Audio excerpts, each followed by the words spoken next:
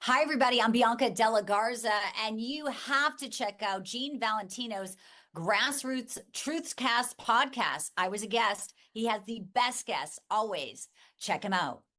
To celebrate our newest launch, Rev 7, I'm bringing you an amazing introductory offer, plus an exclusive overstock sale that you're not going to want to miss. Rev 7 is our premium energy drink that tastes great and gives you energy all day with no jitters and no crashes. That's because there's no sugar and no caffeine. I'm so sure you're going to love Rev 7 that for a limited time you can try our 3-pack absolutely free. Or check out our Percale bed sheets. I can't believe I'm even going to say this. Every color, every style, every size, only $29.88. So go to mypillow.com or call the number on your screen. Use your promo code to save 20% on our Rev 7 12-packs or try our introductory 3-pack absolutely free. And our Percale bed sheets, all sizes, only $29.88, even the queens and kings. Inventory is extremely limited, so order now. 7:16, 60 minutes after 7. Michael, if you keep the faith each week, Friday at 7:15 comes around sooner or later. Yeah, it does. And the studio crowd is certainly excited that we have our friend Gene Valentino. Good morning, Gene. Good morning, Michael and Ted. Hello, everybody. Look, it wouldn't be right since we had the election of a new pope to really get an opportunity to hear what the first American pope had to say way back in I guess in the 1980s when Pope John Paul was Pope. And this is Father Guido Sarducci, who many have said is the first American Pope. Let's listen to a little bit of what he has to say. Well, you know, it's been 450 years of Italian popes, yes, and this is the first. And I have to say there's a lot of people kind of a little shaken up because, you know, I mean, it could bring in a lot of Polish people and that to the Vatican.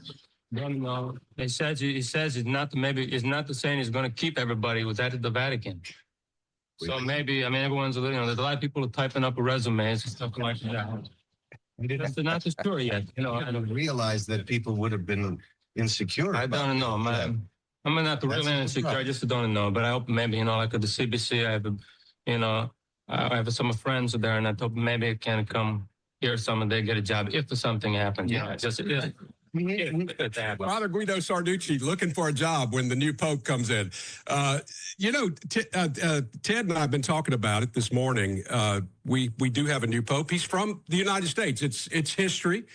One of the things that I said this morning about the new pope, and that's pretty much all the news that we've had for the last 24 hours. But, you know, a new pope from the United States, he is not going to please everybody, and he's not a politician. He's actually the leader of a church. There's some things we will agree with him about, and there's some things that we will not agree with him about. But I think we should give him a chance. What do you think? Oh, I think that's absolutely Sue. Thanks for having me. You know, Michael, just think about it. This isn't a person who was picked by a constituency of 1,500,000,000 Catholics from around the world. I take that back. It's their conclave of cardinals that actually picked him. But the fact of the matter is that was 1,500,000,000. Look at the suggested import of significance and strength of such a position in the world scene. And here we have a president of the United States, 350 million people in the United States, elected by about 80 million people, and the relative force. No matter what you think of Robert Prevost, who is now Pope Leo XIV, he is someone that is going to need Donald Trump to help bring forward the peacemaking initiatives he led with. The first words out of his mouth were, "May the peace of the Lord be with you." And if that's true, Pope Leo XIV will find it very convenient to help foster peace in the world scene by facilitating a relationship with the President of the United States, which Donald Trump initiated when he reached out with congratulatory messages yesterday. You know, it's interesting, but Donald Trump has said he does not want any more new wars. He does not. And he's talked about the war with Ukraine and Russia, and he's not necessarily talking about the war itself. It's the poor people, the soldiers, the humans that get killed and suffer because of this. It's terrible. War is terrible, and we don't want war, and Donald Trump does not want war. Now, he is not scared to use the military to achieve goals to stop things from happening, just like he's doing right now with the Houthis, or was doing until the Houthis raised their hand and said, "Uncle." But these two may actually find some common ground together, and especially since this guy's an American. Yeah, I found a problem when Pope Leo was speaking in 3 different languages on his opening ceremony, and not one of them was English. As an American, I hope he acknowledges the English language more so. And it is the mediation language. It is the language of negotiation. It's what's being used on the world scene now. And I think he'll find President Trump a facilitator of peace, which was the message he brought forward to 1.5 billion Catholics yesterday. Now, Gene, I mean, there's a lot of Catholics in the United States, obviously a lot of Catholics in the world. How does the Pope, how does he bring all these people together in a way that will put forward the idea that we want to have peace on earth? I mean, how do you get the folks together on that? Because there's so many different factions, and of course you've got the Muslims who are, they're totally different. I mean, their whole thought process is different. Their religion obviously different. But Francis reached out to the Muslims as well, and I wonder if this Pope will do that, and how he will be able to sort of bring the world together. Well, I think this Pope Leo will be defined by just how much further he goes in reaching out for peace. I think that's the secret sauce. At 69 years of age, let's face it, he's got 20 good years ahead of him as Pope here for us. So he will be defined. He will morph. He will find his niche as he grows into the job over the next 20 years. And I got to tell you, there's war breaking out all over the Pakistanis and India right now, and they're going to need a hand of peace to come over them and guide them into some sense of serenity. I think that if the Pope can't do it, President Trump will. I think the secret sauce would be a conclave of sorts at the Vatican, made up not of cardinals, but of Donald Trump's constituents and the Pope's constituents, as a peacemaking neutral zone, if you will, that allows adversaries in the world to step up and try to find a solution. Right behind India and Pakistan could be, or should be, Russia and Ukraine. And that would be really amazing. Hey, before I forget, I'm watching Rick Santorum, Senator Rick Santorum. He's saying he's backed off his adversarial feelings about Pope Leo.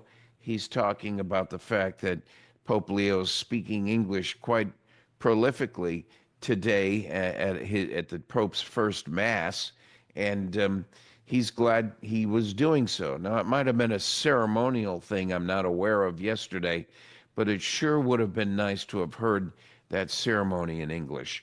And another shout out goes, Michael, to my dear friend outside of Nashville, nicknamed Pistol Pete. Pistol Pete's a former ICE agent under Tom Homan, and he listens to WMXI every Friday morning from the suburbs of Nashville, Tennessee. Hello, that's Pistol Pete. We're glad you're joining us. You got to watch out for this Michael Pohl. He's a pistol himself, I'll tell you. Well, ex-law enforcement guy, I know how that game is played. I'll tell you, I wouldn't do it anymore, though. That's something I don't know. As I get older, you think about the way law enforcement has changed. and the way, well, just really just people in general have changed. And I just couldn't recommend law enforcement to a young man these days as a career. It's just not the same. It's not the same because of the disrespect that is cascaded upon all levels of law enforcement, which we are, as we are talking, watching a return to the respect deserving to these law enforcement folks. We see Letitia James just this morning finding out that she may be prosecuted not only in Buffalo, New York, but Eastern Virginia as well. Just yesterday, Janine Pirro, Judge Pirro, who has a spot on the Fox News, takes an appointment for U.S. District Court Judge appointment from Donald Trump. She is now district court judge in Washington, D.C. And that she has just left the Five. She's left Fox News. We see people returning to law enforcement and showing pride and honor in what it was meant to be, the protection and care and safety of our citizens, which is what you proudly did, and I commend you for it as well.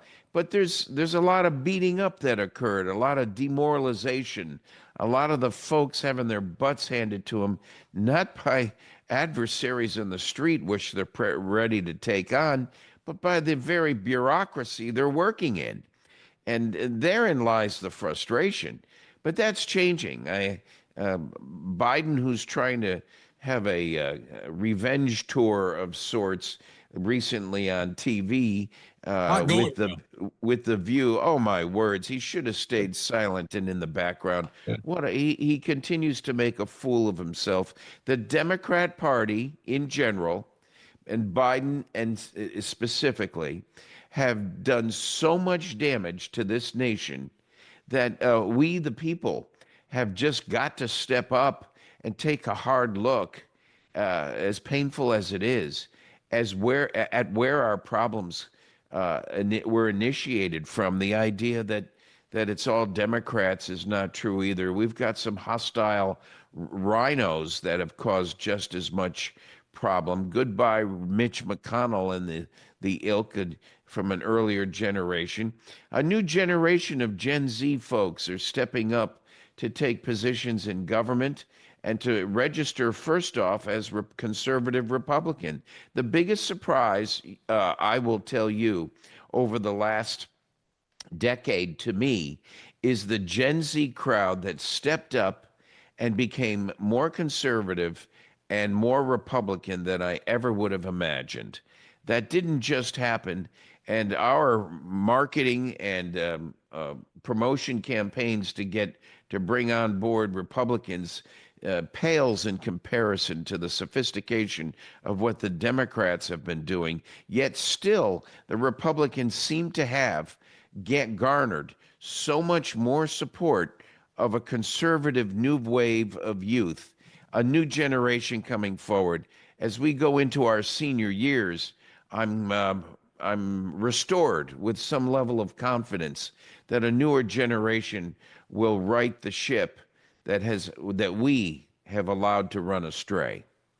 You know, that is such a good point. And I have felt the same way about these younger folks. You know, when you look at folks between 18 and 30, they have really taken a turn toward the conservative agenda, not necessarily the, I guess you could say the hardcore conservative, but they appreciate at least the physical conservative values that is what made our country great. They still are a little liberal in some of the other areas, but you know that's okay. Times change, people change, circumstances change. That's right. And I think the young folks have really they've come to the feeling that, you know, liberalism is getting us nowhere. We are going nowhere with it. We are regressing instead of progressing. And so I'm happy to see that a lot of younger folks have taken that turn. Well, to the progressives, I say, for the new generation of conservatives, to the progressives, I say, if you're so smart, How come in the last 10 years we're not better off? How Yeah. come we're stuck with so much of what we have to repair? Here's Donald Trump in parallel having a great a treaty he's just put in place with the economics, a tariff arrangement with United Kingdom. So proud of what's about to happen in the next 2 weeks on the financial scene. Good to see you, my friend. Good talking to you. Have a great weekend. We'll see you again next week. Thank you, Michael. Take care, everybody.